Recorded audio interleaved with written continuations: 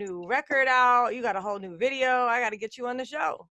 Hey, I appreciate you. I appreciate you. Thank you so much for having me. I appreciate it. You're very, very welcome. So everybody, just so you guys know, Al Nuke is a part of the management and A&R team for Zaytoven Beats along with Roland. So he is also an artist. How long have you been rapping? Man, I've been rapping for a long time. I've been rapping probably 20 years or something. You know what I mean? Just mastering my craft. And, you know, I've been rapping. I was rapping when people loved the rap before the money and all of that. You just had something to say. You know what I mean? So I just been rapping for a long time. Something that never left me. Okay, so who are some of your early influences for rapping? You feel me? Yeah, I feel you. Are you there? Okay. Let me see. Let me try to get a better connection for you. Okay. I can't be on the #1 Rude Girl Radio and not have a good signal. So let me move around. Okay. That's fine. Yeah, but you say some of my early influence, like my favorite was like Ice Cube, and man, I come from that era, like Ice Cube and Run DMC, and you know what I mean, LL Cool J, of course. Some of my heroes, you know what I mean, Ice-T, you know what I mean, the original Ice-T. I came from that era where music was just, you know, it was part of our voice, it was part of our culture for real. Okay. What do you think about some of the new artists that are coming out? I like them. It's what, you know, it's like Gucci said, you know, if you don't like it, then I mean, you losing your ear. Yeah. You know what I mean? So I gotta respect what they doing. Am I listening to that? Nah, probably not. But I respect what they doing. It's a lot of new talent. It's a lot of new waves that's coming around. So, you know, I respect them. I respect the kids in the generation of what they doing. You know what I mean? Did you hear the Pop Smoke album? I heard a little bit of it. I did listen to it. I ain't too much of the bandwagon people. Like, I wasn't a Pop Smoke fan before he came, you know, before he passed away. Right. I really didn't know who the homie was. So I didn't just say, okay, now I got to listen to Pop Smoke. It was like, I didn't really gravitate to who he was. But I did get a chance to listen to a couple of the records, like the one with Quavo and a couple people. So I did, you know, just to get in tune what's going on. He got a good, distinctive voice. I like it. That's what a lot of people would say about you too, is that you have a distinctive voice. I've been hearing that. You know what I mean? I've been hearing that. And that's crazy because I always felt like my voice, I didn't have the right rap voice. I always felt that way. You know what I mean? So I was always trying to find different ways to rap because I didn't know what voice to really come out on. You know what I mean? But I think now I'm just going with what I feel. So I just got to do it as I feel it. So the Legends song, how did the Legends song and video come about? You know, I've been recording, Bruce, I never stop recording. You know, managing Zay, it takes a lot out of me. You know what I mean? That and just the other businesses. We also direct these movies, put these movies out, consult other people. I got Omerta, you know, clothing line. So I just be really, really busy, but I never stop recording music. And Legend was just one of the songs that I recorded. And just like over the past like 60 days, it's just been people hitting me about, yo, you need to put out some music. Nuke, I love what you did for me then and love what you did, you know, because I've been in music business for a long time. So I just been getting a lot of love and appreciation lately. And I was like, let me just do a video for this song while I'm happy to be in Detroit. I got everybody always link in with me when I'm in the city. They always grab me. So I said, oh, y'all come up here and let's just hang out and shoot the video. You know what I mean? I didn't know that it was going to actually be big as it was. I know people was gonna gravitate to it like they're doing, and I appreciate that. You know what I mean? Because that's how I feel. I feel that I am a living legend. Okay, so as far as the film goes, how did you originally get into film? You know, did you know I was in a movie with Tupac? No, this is why I want to hear these stories. No. Yeah. You were in a movie. That was the first movie. Movie I was in with Tupac, Suge Knight, a few people. It was called Gangstresses. It came out, it was like a documentary about women, actually. So you got to get that, Bruce, because you got women empowerment. So you know, unfortunately, it'd be for gangster women like Griselda. It was like that. It was like Gangstresses, you know what I mean? The gangsters of ladies, you know what I mean? All demos. So I was in that joint. early on, you know what I mean? And I was just in the documentary, and then I kind of helped produced it. And me and my partner was like, yo, this seems cool. This was in New York at the time. And we was like, yo, it seemed cool. Let's go back home and try to shoot something. And we did this joint called Street Life, where it sold like, man, the shit sold like 300-some thousand copies. I never would have known. It was a documentary with Trick Daddy getting beat up by Trick Trick. It was a lot of up and coming artists in that thing, like today, that was like come and gone, from like Bone Thugs and Harmony, and you know, just a gang of people, Little Flip, and all of these talents. You know, I did that one. You gotta make sure you tell those stories. That's why I got a lot of history. Yeah, a lot of history, man. That documentary changed my life. That was my first, you know, being in one and then actually doing one was totally different. It was a big change for me, you know, shooting that stuff early on. And this was like 2002. You know what I mean? So to speak, we were in Gangsters since probably 2000. You know what I mean? Some shit like that, maybe 98 or something. So, you know, 99 or some shit. So, yeah. So my first movie came out literally in like 2003, 2002, 2003. Okay. You know? And you've done Finesse, also Birds of a Feather 1 and 2. And is there a Finesse 2 on the way? Yeah, Finesse 2 is on the way. I wrote it.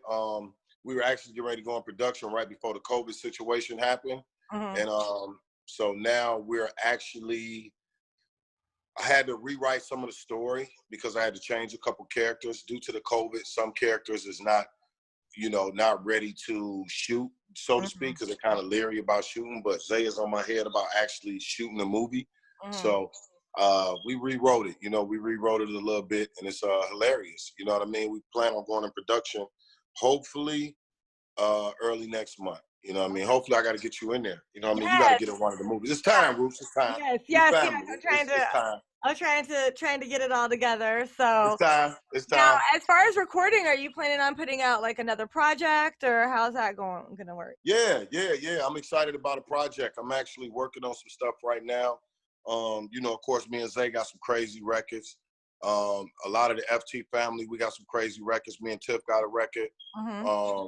You know, I've been working. It's just all about when I really feel like putting it out. You know, what I want to do is I want to put out an album, and I want to perform the whole album, like live on IG, the same day that I put the record out. And I really want to be passionate about it because I got something to say. You know what I mean? My records is not really about, you know, the Bible shit and the TikTok and the trying to find what's the wave and this and that.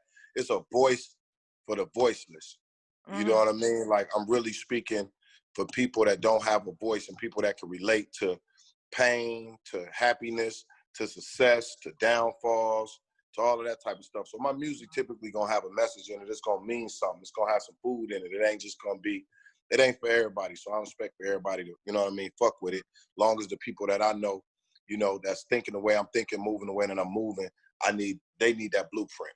Right. So that is definitely something, you know, that a lot of people don't realize too, is that, you know, they just see somebody like you and they see how successful you are, and, you know, you've got the car, you got the chain, the family and everything like that, and the great job and stuff, but they don't see like the type of stuff that you grew up around. Because we talked a lot about how it was to grow up with a father that was abusive and stuff like that. You know, people have no idea some of the struggles and stuff that, you know, you've had to go through.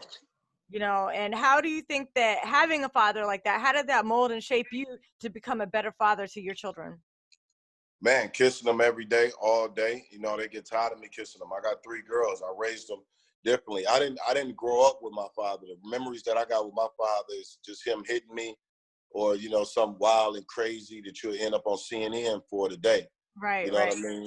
And even still to this day, I think we just talked for the first time in like 6 months, because we have these splats to whereas we won't talk for 6 months or so, and then we'll talk because he kind of like go off. He'll say, yo, I don't give a fuck if none of my kids come to my funeral. I don't want none of you bitches at my funeral. And I say, yo, nigga, we waiting on you to die. Nigga. Right.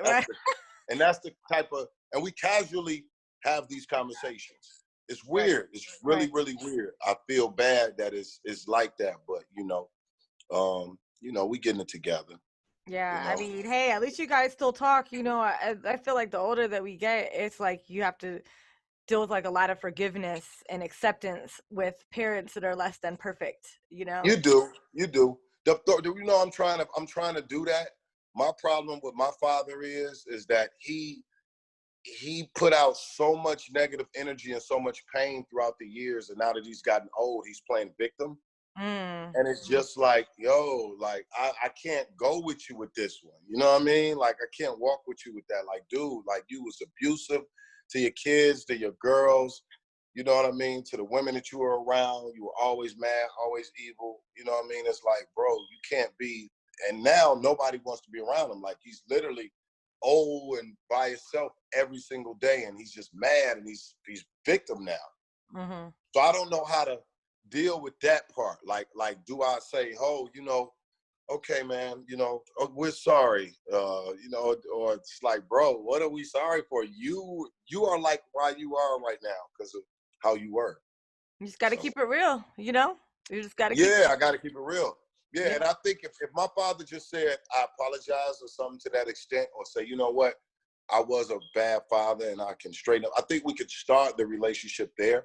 But by him being such a person with just anger and still evil and still fuck everybody and I don't give a fuck attitude and I didn't do anything, it's just like, it makes it hard.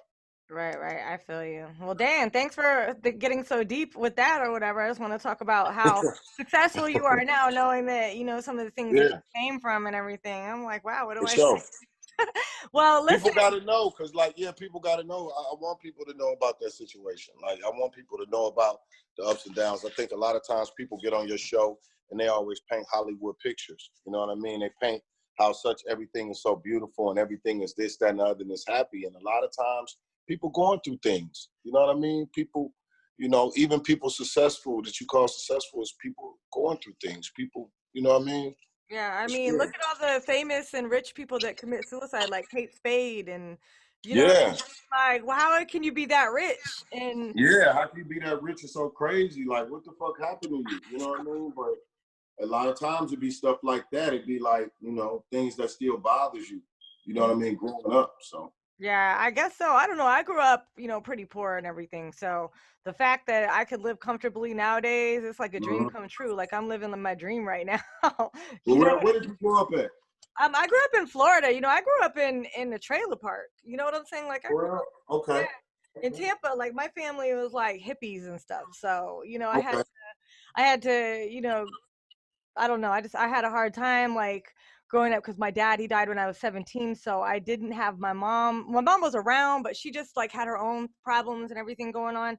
So there was like a lot of things that I didn't really necessarily learn about being an adult and like being able to take care of myself and how to manage money and things like that. And those sort of things, like I had to learn those lessons. You know what I mean? Growing yourself up is real hard. I grew myself up as 13 years old. I didn't go back home after 13. You know what I mean? So it was like, that stuff still, you know, that's why I love my kids the way I do.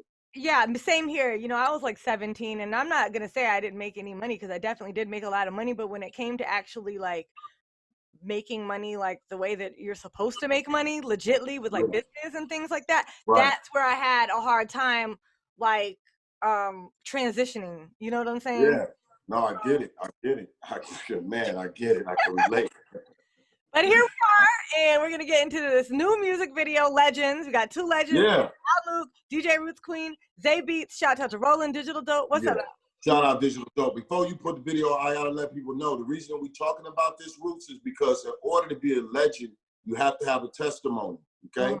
Too many people are being big bro, this my big homie, this is the triple OG, this is this and that. You gotta have a testimony to be a triple OG. You gotta have a testimony to be a legend. And that's what this song is about. Al Nuke, Legend. Check it out. Let's get it. Rugo Radio, you heard it here first. Woo. Yeah. It's like on some real shit. Being a legend, whatever you want to call it, it's hard work. Too many niggas quick to be legends, but they ain't got a testimony. It only costs $5,000 to get a nigga hit. About the same price I paid for this outfit. These bitches looking for me, but I'm busy chasing M's. I'm trying to make up all the paper that I lost back when. My mama told me, yeah, your son, they gonna whack your style. I know they all left you for dead, but how they like you now? I wanna say to God, I learned my lesson, no more fouls. Fought my whole life, I call that motivation now. And now they see me riding shotgun and Lamborghinis, looking like we robbed a bank. She say she nut when she see me, I ain't even hit her back. I'm focused on this brick and mortar. I'm trying to cop that new Aventador before the summer, in that order. All my niggas locked up in the chains. That's why I rock these chains, just to supplement the pain. I just wanna do it for my family, fuck fame. Bought a mansion in the burbs where I had my mama maze. I'm the man in the city. How I feel to say fuck me and forget me. But I came back clean as a frisbee. And up a couple million and the diamonds all stupid. Got these niggas looking dizzy. And I wish that we could go to pass, where I could go and pick your stinking ass up and not leave you how you left me. Got you niggas all mad. I'm in my bag, what you thought that I wasn't built to last? You getting dragged, this is upper echelon built. Warm like Nana quilt, torn between money and extortion. I just told the dealership I'm taking back a portion. If I ain't got the first one in the city off them 4Gs. Niggas want my blood, but they ain't walked inside my forces. I've been up and down 1,000 times, lived 100 lives. I've been so underdeprived, don't know what privileged is, or how I should feel in this new Benz. The leather new, but my soul old. Don't ask me where I got it from, I got it out the bowl.